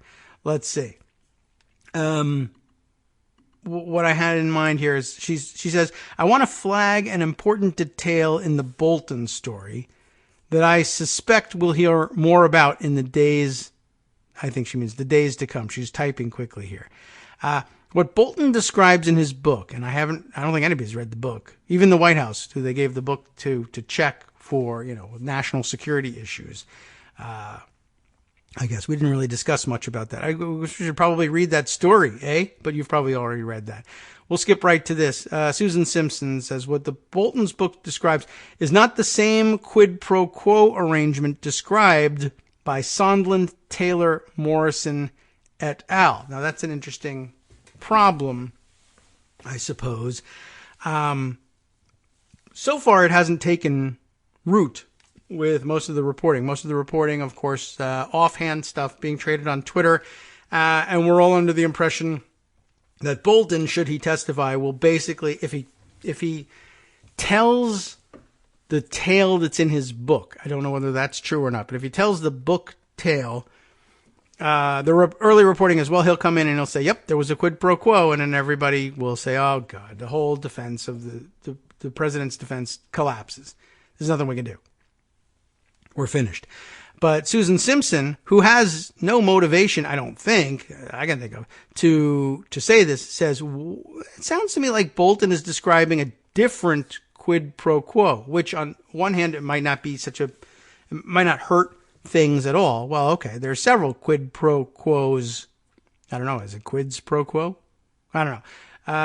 Going on, several quid pro quo situations happening here just in Ukraine. We still don't have to leave the Ukraine area to find many of them. So maybe this is worse. Whether you believe he's corroborating the one you were looking at or offering us a second one, they're both pretty bad. But here's the reason she's saying this. I guess she's pulling a clip from maybe the New York Times reporting and highlighting a piece. It says this: in his August 2019 discussion with Mr. Bolton, the president appeared focused on the theories Mr. Giuliani had shared with him, replying to Mr. Bolton's question that he preferred sending no assistance to Ukraine until officials had turned over all materials they had about the Russia investigation that related to Mr. Biden and supporters of Mrs. Clinton in Ukraine. In other words, maybe I should just continue to read her tweet thread here. Testimony before the House, as well as supporting records from Volker and Giuliani, confirmed the existence of a quid pro quo that involved a White House visit and security assistance, this is the familiar one here, in exchange for Ukraine, you know what, right? Publicly announcing an investigation into Biden and the 2016 election. But Bolton says that in his mid-August meeting with Trump described a quid pro quo with Ukraine in exchange for Ukraine, quote, turning over all materials they had about the Russia investigation that related to Mr. Biden and supporters of Mrs. Clinton in Ukraine. This is striking in a number of respects. First, it suggests that Trump's conspiracy theories about Ukraine reached a level of, she says, bat-essery, not previously reported on, and that could be the case. By August, Trump had come to believe that Joe Biden and Hillary Clinton were behind the Mueller investigation. And I think we recall that, right? The theory was certainly floated, of course, that, what was the name? Fusion GPS had been, they told the story 100 times. Fusion GPS was hired by Hillary Clinton to get opposition research and dirt on Trump. And so what's the difference? Trump wanted dirt on Hillary Clinton because Hillary Clinton was already buying dirt on Trump. There are a million problems with that story, including the fact that Fusion GPS was, I guess, first put on the trail of Trump dirt by a rival Republican campaign and not originally by Clinton. But surely Clinton would become interested in that dirt. But then, of course, the difference between an American campaign asking American operatives to research dirt versus an American campaign soliciting the work of a foreign intelligence committee for or a foreign intelligence operation for that dirt, or accepting it when offered, even if they didn't solicit it first. Slightly different problem, even though I guess it's entirely possible that the American campaign asking an American firm to dig up dirt, the American firm might speak to foreign intelligence operatives for that dirt. I suppose that in the Trump minds makes that more similar, but I don't know. At any rate, yes, at some point, Trump world came to believe that Hillary Clinton was behind the Mueller investigation. Why they believe Joe Biden was involved, I have no idea, but they can just throw him in there because, I don't know, Hunter Biden was working with a company in Ukraine, so what the hell? Why not? He's involved too. Susan continues here, which If the president was watching Fox, kind of makes sense in a way, this weird theory. Reporting across Hannity, Tucker, Ingram, etc. often ran pieces on Ukraine that blurred together vague innuendo about Biden and Yovanovitch and Ukrainian interference, quote unquote, in a confusing jumble. And from Bolton's account of the August conversation, Trump described a quid pro quo in which he would release the aid not in exchange for a Ukrainian investigation into this conspiracy, but in exchange for Ukraine handing over materials for a U.S. investigation into this conspiracy, which is an interesting theory, because that would actually be, I think, would actually be a lot more defensible in the sense of in which Trump's defense story is, well, I was merely investigating corruption. I wanted Biden's corruption, if any, investigated. And he would have been on much firmer ground if the original request that we heard about anyway was that, the way you request an investigation into that is on the phone call with Zelensky, you say, instead of, I want you to talk to Rudy Giuliani about it, I would like for the authorities in your country to work with our Federal Bureau of Investigation on how we can facilitate this investigation on the U.S. side. And if that's what he was, in fact, looking for, I wonder if Susan, I couldn't tell whether Susan was worried that Bolton's testimony might somehow establish that Trump was hoping for an investigation that could in fact be argued to be legitimate or not. I'm not sure. And I'm not sure if she's sure either. Now, she says after this, the evidence conclusively shows that through September, Giuliani and Ambassador Sondland continued their attempts to pressure the Ukrainian president into announcing a Biden investigation in Ukraine. That quid pro quo was still on the table. But Bolton's account adds another layer to Trump's scheme.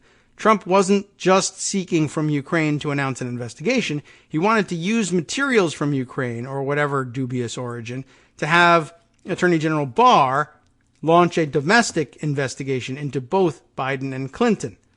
At the same time, Barr was conducting an inquiry, quote unquote, into the origins of the Russia investigation, though the DOJ had not yet found a justification to open it as a criminal investigation. The quid pro quo Trump described to Bolton seems aimed at providing assistance to Barr's mission. After the July 25th call memo was released, which showed Trump urging Zelensky to talk to Barr, telling him, in addition to Giuliani, I am also going to have Attorney General Barr call, and we will get to the bottom of it. The DOJ was forced to release a statement trying to explain Barr's involvement. In that statement, the DOJ explicitly acknowledged that the DOJ, via Durham, a U.S. attorney from Connecticut, right, was investigating Ukraine's role in the Russia investigation, and that the DOJ had received unspecified materials from unspecified Ukrainians who were not government officials. With a clipping here from, I don't know what source this is, but screenshot including the statement from the Justice Department to that effect. Highlighted here is the president has not asked the Attorney General to contact Ukraine on this or any other matter, except that, he hasn't asked the AG to do it, but he told the president of Ukraine that he would. So, Susan continues, in the next few days, be prepared for the inevitable Republican response to the Bolton revelations. Let's see, have they done this yet? Bolton's testimony is about a quid pro quo for materials to help a U.S. investigation, which is a proper public purpose that President Trump had every right to ask Ukraine for. That's possible. And it's still possible, I guess. I still worry that, for instance, that Bolton's testimony might help them pivot to that. She does continue, though, and says, this is bogus, of course. Republican senators will pretend to believe it, and Jim Jordan will do the cable news rounds to talk about how great it is that Trump was engaged in strategic foreign policy to achieve an important U.S. objective, that is, discovering the truth of 2016.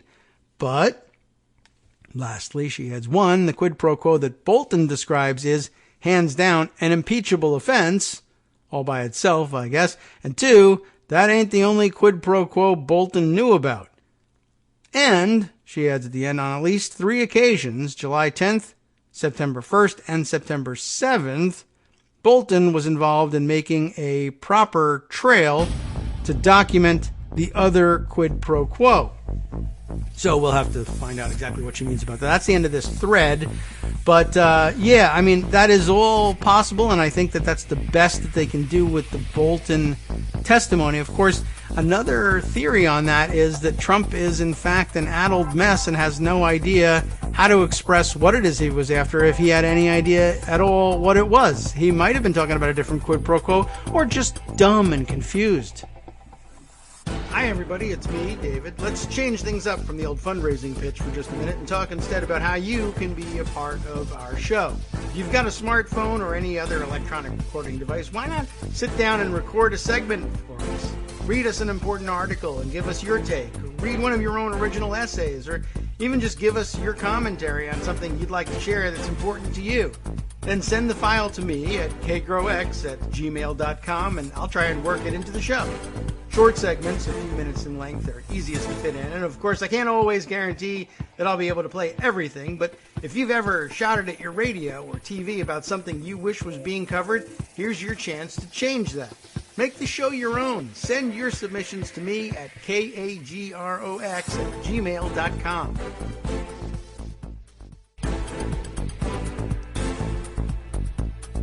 Welcome back now to the Kagro in the Morning Show here on Roots Radio. Once again, we find ourselves impossibly inundated with new angles on the story. We'll do our best to prepare you for what's coming up here. I'll finish up on what Susan Simpson had to say, just by saying she's got a very good theory about it, and if you parse it with the assumption that Trump has even an inkling about what it is he's trying to do in all of this, you can still paint a pretty damning picture. But it does, if Trump knows what he's doing at all, it is possible for Republicans to try to turn Bolton's bombshell into evidence that the quid pro quo was really of the type that I guess Mick Mulvaney thought he was offering. And it's not out of the question, especially given that it takes 20 votes to convict and remove the president, that Republicans simply cling to this story that doesn't make a great deal of sense. It's not a very Republican story to cling to because it's nuanced. But you know, when do Republicans do nuance, right? They're not capable of doing that. When do Republicans do nuance? Republicans do nuance when they're indicted, is basically what you need to know about them. That's when technicalities in the law become important to them. Getting off on a technicality is a major problem when, you know, people of color do it, for instance, or people who are against them, that have some political opposition to them.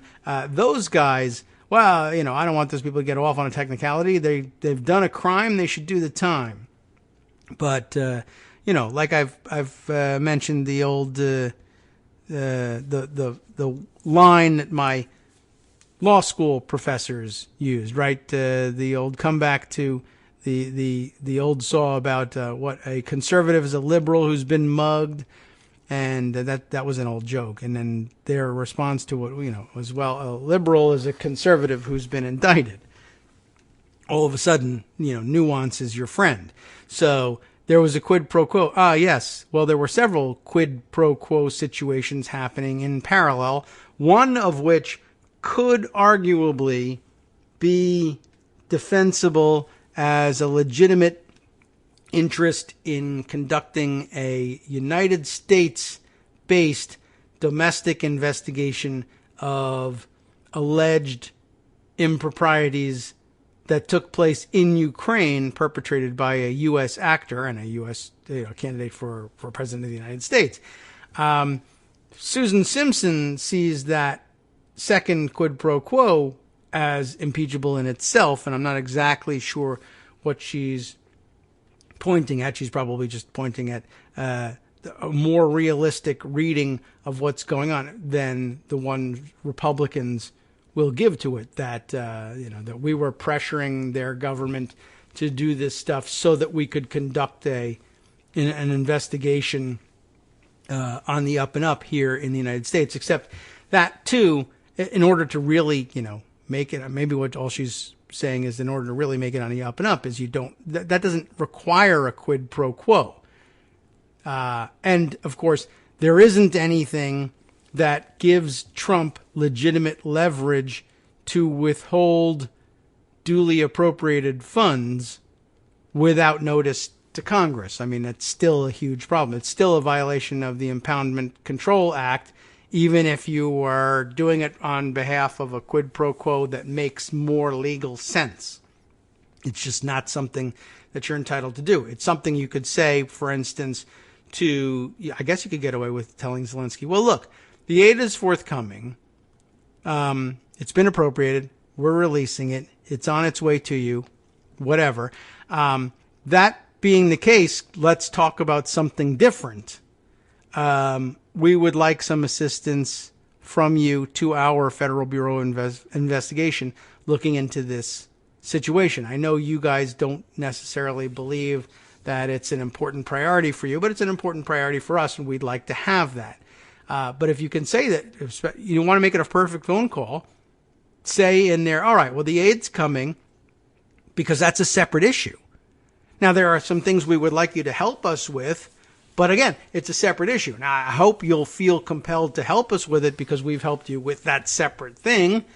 It's okay if you connect them in your mind. It's okay if I connect them in my mind. I just can't make them conditional on one another, and I haven't done that because I've just told you the aid is forthcoming and in a different note, but you can't connect it the way he connected. It's very far from perfect, actually, this phone call, as it turns out. Anyway, there's a few other items worth discussing out there about all of this. Let's see. I don't know. Maybe we don't read any of the long read articles, but I can share them with you. And I have, we have the New York Times articles are out there. I don't think I even put that one away. Ah, yes, there it is. Trump tied Ukraine aid to inquiries he sought, Bolton book says. And then there's also the Politico reporting on it. Bolton account of Ukraine aid could reignite call for impeachment witnesses. That slightly different angle on the political fallout from what the New York Times reported.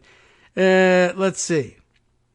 I guess also perhaps worthy of some mention today, because I think Alan Dershowitz is up today for the president's defense. And I say that based not only on the fact that Saturday Night Live did an Alan Dershowitz skit, but also because of the tweet thread of this of one Peter M. Shane, a law professor. He described himself as focused on democracy and separation of powers.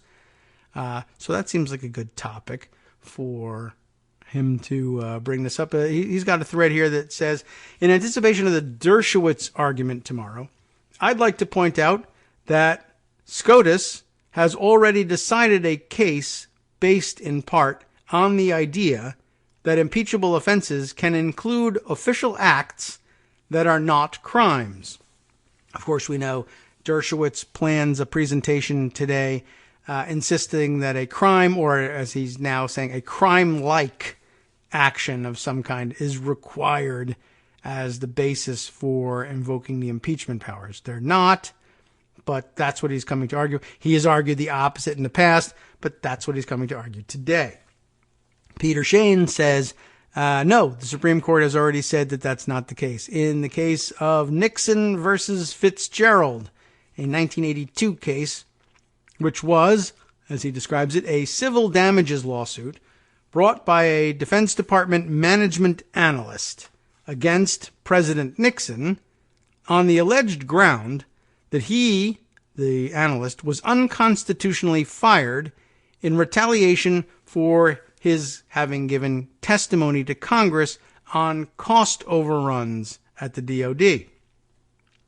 Whether or not that was directly connected with the impeachment trial, I don't think I actually know, and I would guess no. But just basic congressional oversight of many things that were going wrong in the Nixon administration, including cost overruns at the Pentagon. They asked a DOD management analyst what's up. He told them the truth. It was embarrassing in some fashion, I'm sure, to the Nixon administration. Nixon fired him. I have the absolute right. It was one of those sorts of plays. You embarrassed the government, we're going to fire you.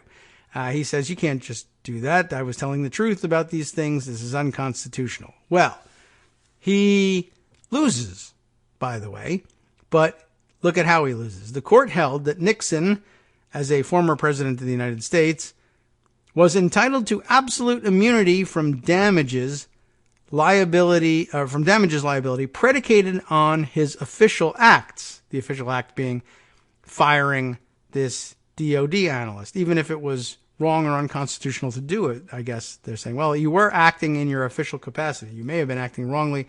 You may not have been, but we're never going to get to that because you enjoy an immunity from lawsuits, civil lawsuits for damages arising from the official exercise of power that's within your limits. Although I guess if they were saying it was wrong, it wouldn't have been the case. But I don't think the court reaches that. But look what they do. The court held that Nixon, as a former president of the United States, was entitled to absolute immunity from damages predicated on official acts. Part of the court's analysis was that there already existed meaningful constraints on improper action by the president without vulnerability to civil damages.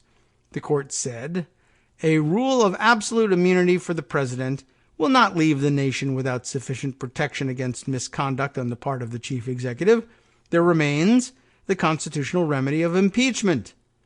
This statement would have been meaningless unless the court assumed that impeachment was available for wrongful acts that were not crimes.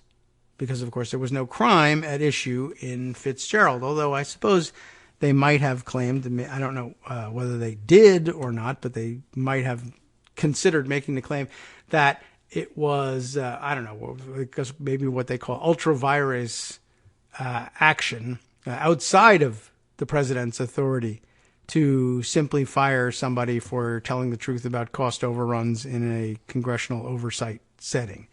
But I guess not. I guess here the court is saying, well, no, it is within his power. That's what makes it not a crime. And if it worries you that the president has too much power to fire people at will like that, well, don't worry. There's always the constitutional remedy of impeachment, which I don't think I've ever heard threatened against a president who simply fired bureaucrats at will. I guess, it was mentioned, of course, in the Nixon impeachment when he was firing the attorney general, the attorney general who wouldn't fire the special prosecutor and kept firing replacement attorneys general until he found someone who would, Bork. But that's not exactly the same thing as a DOD management analyst over whom I guess the court is saying he presumably has more direct power and less accountability. But I guess if you were to fire enough of them that you would anger oversight officials in Congress, they could impeach you for that too. It's interesting. But what you're supposed to take away from this chiefly is right at the end here. It would have been meaningless for the court to rule the way they did if it wasn't also an assumption that you could be impeached as a backup even if you hadn't committed an actual crime. You could just be impeached for the offensive move of firing people for, repeatedly for telling the truth about what was actually going on in government to people who were interested in conducting serious oversight and who, in fact, have that constitutional charge to conduct that oversight. I thought that was interesting. You should keep that in the back of your mind as Dershowitz makes his argument today. Why not? There are so many things you could keep in mind at the time.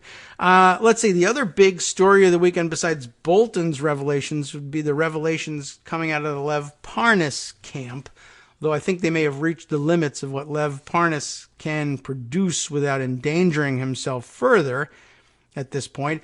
I'm talking here about the story that, Lordy, there are tapes that Lev Parnas released a recording, although it appears that I've seen mentioned in passing that Igor Fruman may have made this recording, but I guess it was available to Parnas, and Parnas has arranged for its release. It's a recording of of something in the length of, in the neighborhood of like 90 minutes to 2 hours of, I guess, a private dinner of sorts. Excuse me, taking place in the Trump Hotel in one of the private suites. The president is in attendance, and he's having this extensive dinner and interaction with, among others, Lev Parnas and Igor Fruman, in which they're talking rather freely about Ukraine and a number of other sensitive subjects, I guess.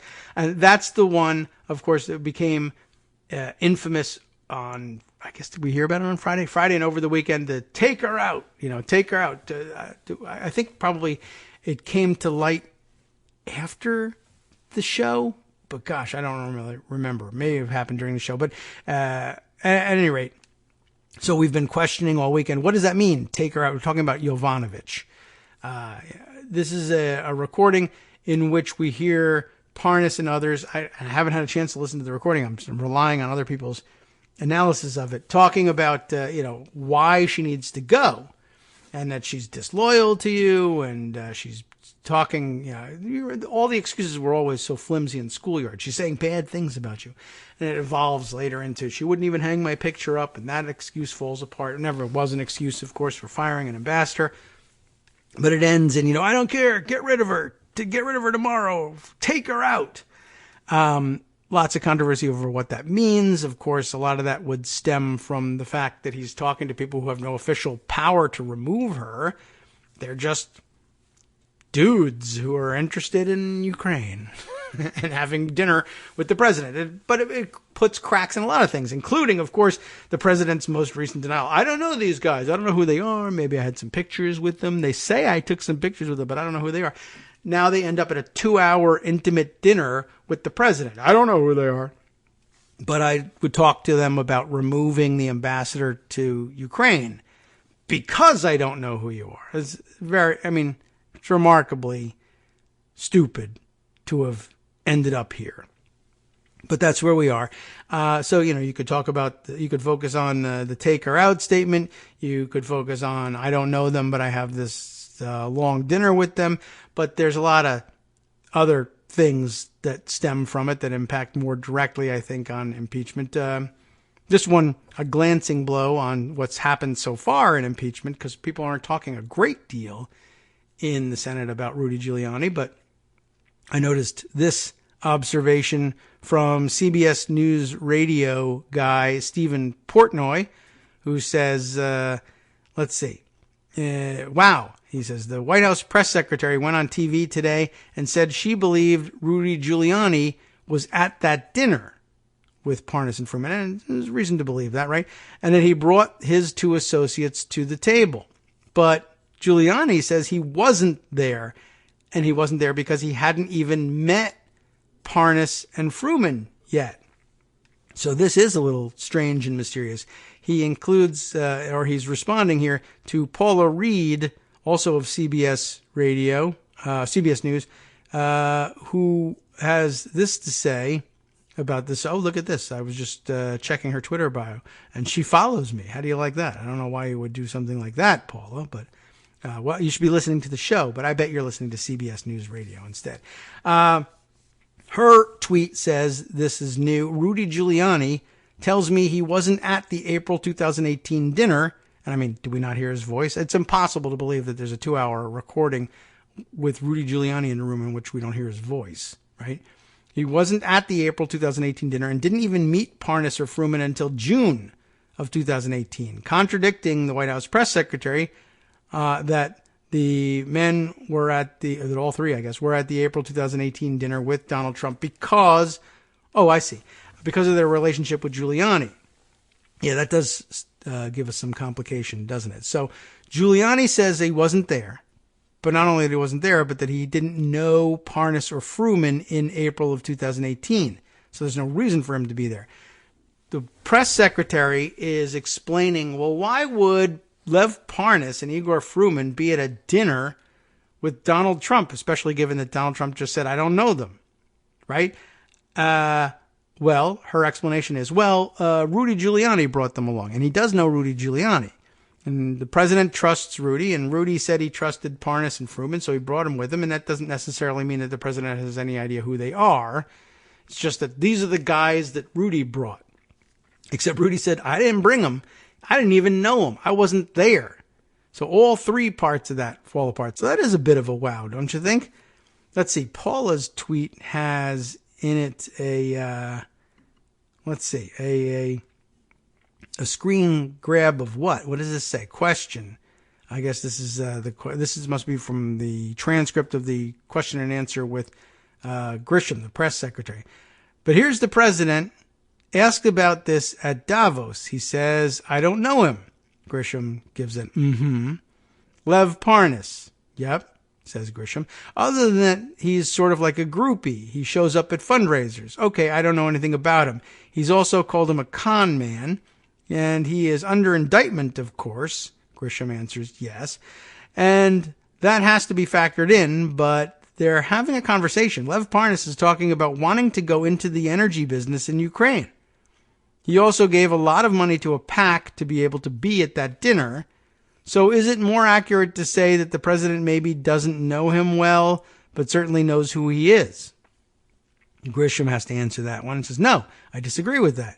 Again, I believe he was there with Rudy Giuliani, somebody that the president trusts, and the president has said that many times. So if somebody that the president trusts has somebody else with them, and he's giving him information that he had already heard, and again, from the president of another country, I think that it's very reasonable that the president would listen to that no matter if he knows him or not. And then give a directive that it's probably time for her to go. In other words, why would the president listen to random guy Lev Parnas about the need for the U.S. ambassador to Ukraine to be replaced, recalled, taken out, whatever it is?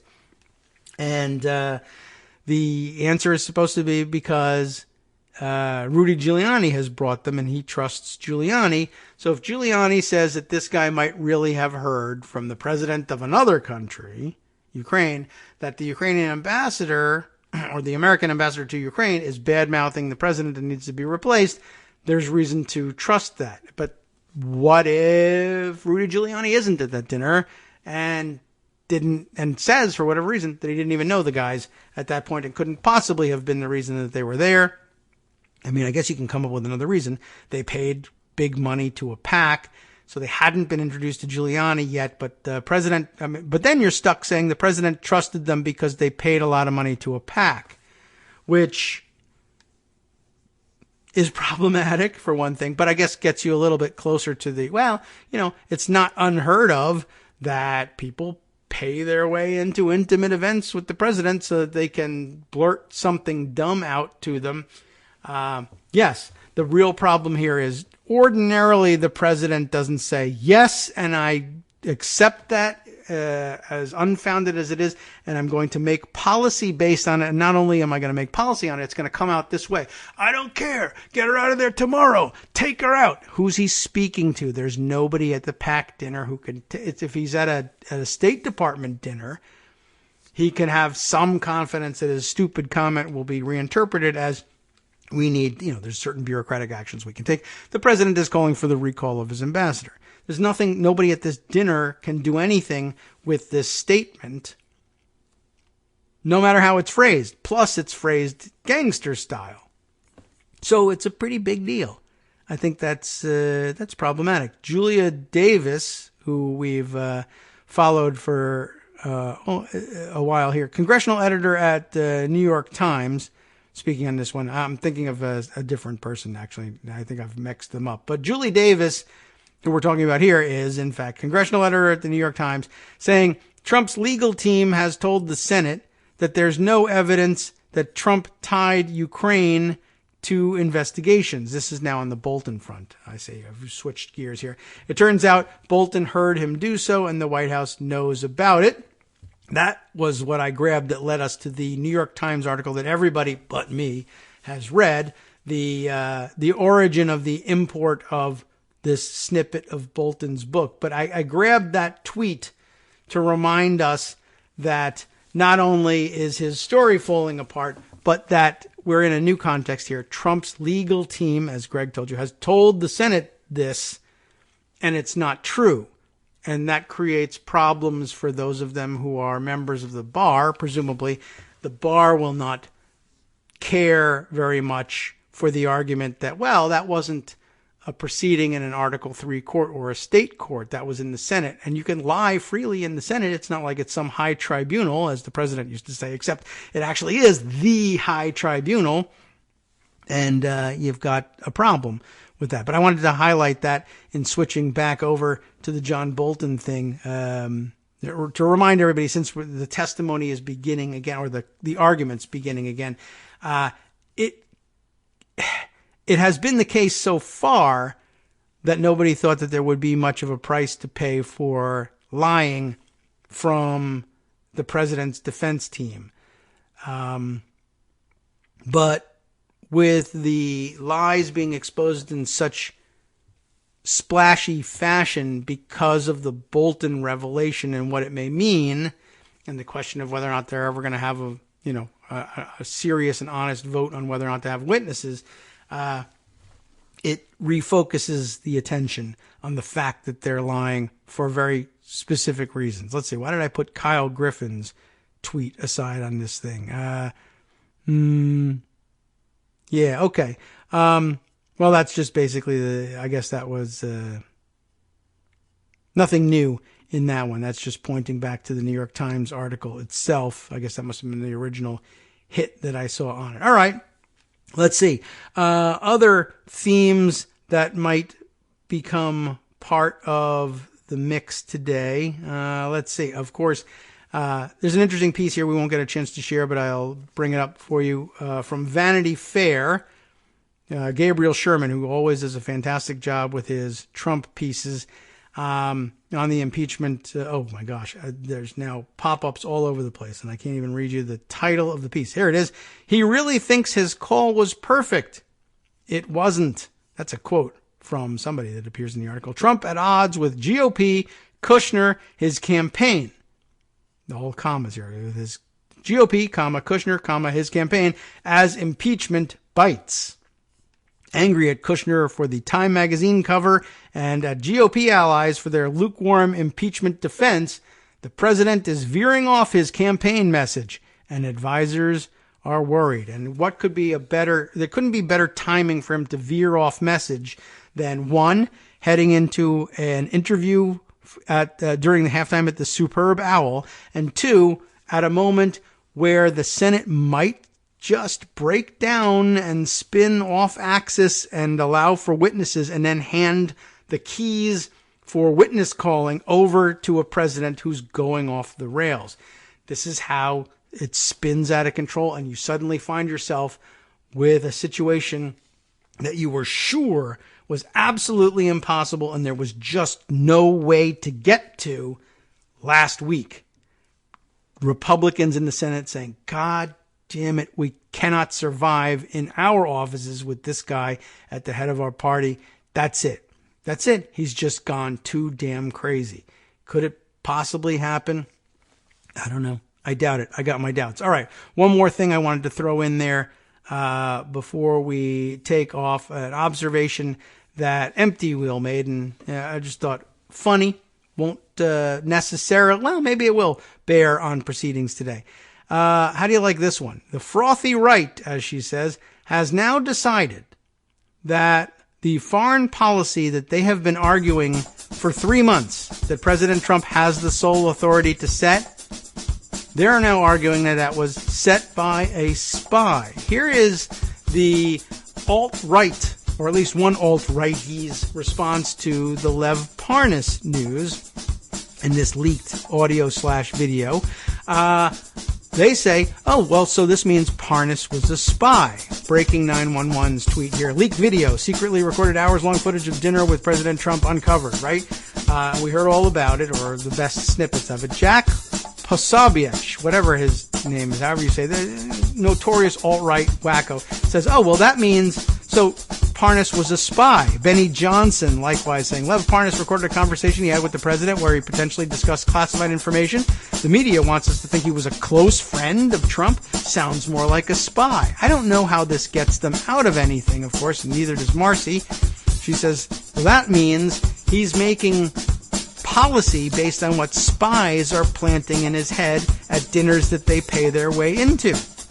Which also means that after 3 years of squealing, no way our MAGA overlord could be the asset of a sophisticated spy like Vladimir Putin, they're now squealing, Donald Trump is the asset of two garden variety spies. Somehow that's supposed to help. I don't see how it possibly could. Do you? From Daily Kos Radio on networksradio.com. You have been listening to the Kagro in the Morning Show with David Waldman. All right. Well, Justice Putnam comes up next, and of course we'll be touching on all of this and much more about around the impeachment topic. There's always international angle on everything. I see Chernobyl somehow popping up in the description here today. I wish I had left more time for this. It looks fascinating, so stay tuned.